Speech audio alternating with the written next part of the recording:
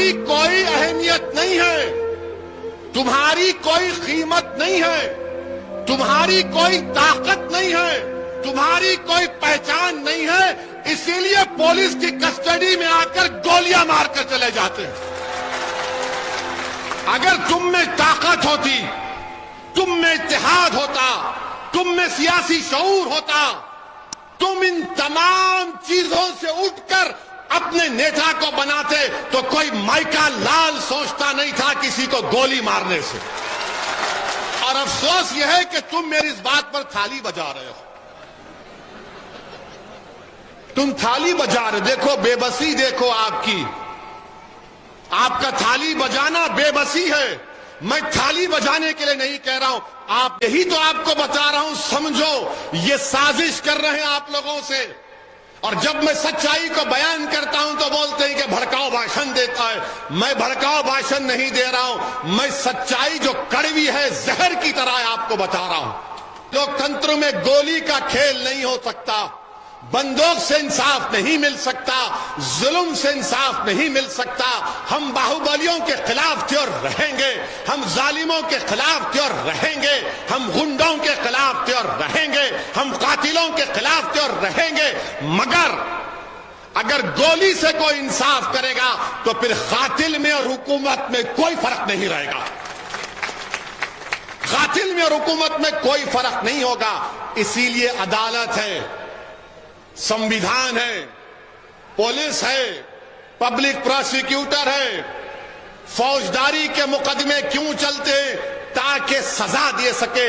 अगर कोई ये उत्तर प्रदेश की सरकार अगर ये समझेगी कि गोली का जवाब गोली से देंगे, तो हम पूछना चाहते हैं, गांधी को जिसने मारा उसका नाम गोडसे था, जिसने गांधी को मारा उसका नाम गोडसे था, तो क्या हमने गोडसे के ऊपर मुकदमा नहीं चलाया और पूरे अपराधियों पर मुकदमा चलाया?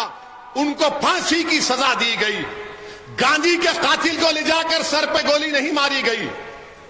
गांधी के कातिलों को हथकड़ियां पुलिस की कस्टडी में उनके सर पर गोलियां नहीं मारी गई। जिसने इंदिरा गांधी को मारा उस पर केस नहीं चला। जिसने राजीव गांधी को बम से उड़ा दिया उन पर मुकदमा नहीं चला, सजा नहीं हुई। तमिलनाडु के जेल में उनको नहीं रखा गया।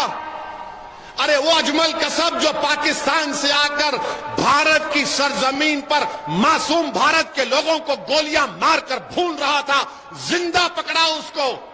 हमारा एक बहादुर पुलिस का कांस्टेबल शहीद हो गया।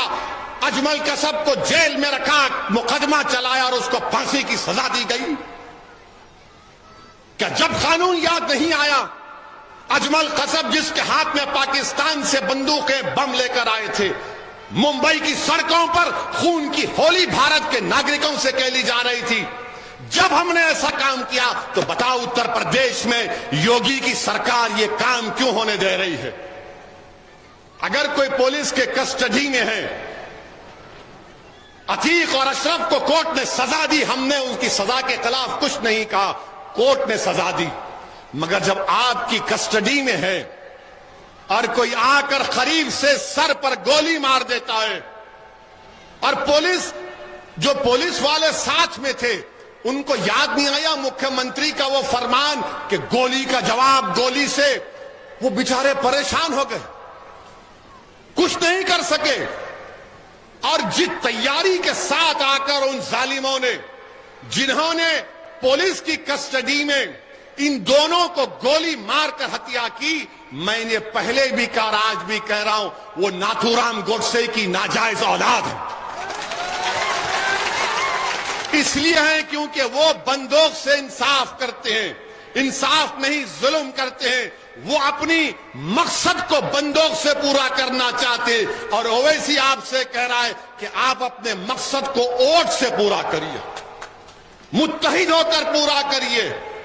गोली मारकर चले गए और पुलिस कुछ नहीं कर सकी। जिनके हाथ में बंदूकें कुछ नहीं कर सके। मैं आज कल भी कहा और आज भी कह रहा हूं कि जिनकी हत्या की गई, इन जालिमों के पास 2 वेपन थे। 8-8 लाख की एक रिवॉल्वर, 16 लाख की रिवॉल्वर, इन कमीनों के पास ये दौलत कहां से आई? अच्छा, क्या जिन्होंने पुलिस की कस्टडी में अतीक और उनके भाई को हत्या की, क्या उनका घर डिमोलिश हुआ? उनके घर पे बुलडोजर चला? तुमने फोटो देखी? बुलडोजर चला उनके ऊपर। अरे डरते क्यों हो, बोलो ना। बुलडोजर नहीं चला। क्यों नहीं चला? बुलडोजर चलना चाहिए था ना। तो बुलडोजर पर नाम खाली असद का लिखा है। जब तुम्हारे सामने हत्या कर दी गई तो कम से कम उनके घर पर बुलडोजर लेकर जाते, मीडिया को दिखाते, हाय सबसे इंसाफ हो रहा है। मगर नहीं हुआ, नहीं हुआ। यही तो अच्छा। अब आप बताइए, आपके अखिलेश भैया ने कुछ कहा?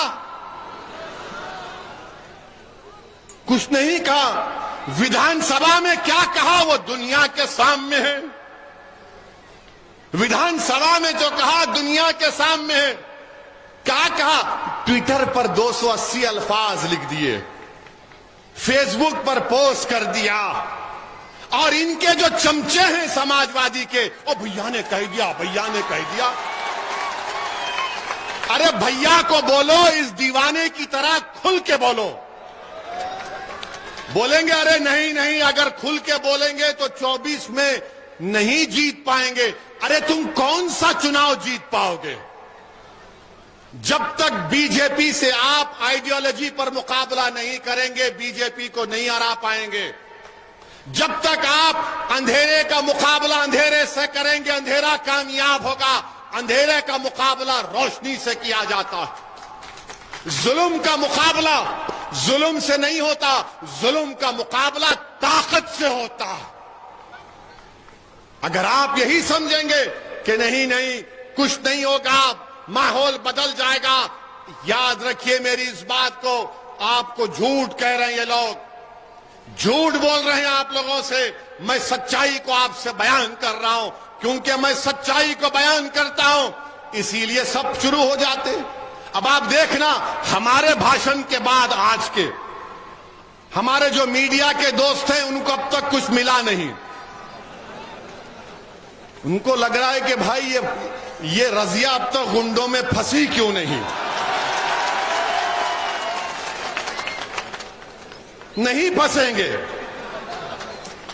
हम तुम्हारे जो जाल है ना, उन जाल को तोड़कर अपनी बात को करते हैं, मगर कानून के दायरे में रहकर। मगर ये भैया तो कुछ बोलते ही नहीं है। अच्छा, इनके जो लोग जीत कर गए वो भी नहीं बोलते। अब आप बताइए क्या हाल है।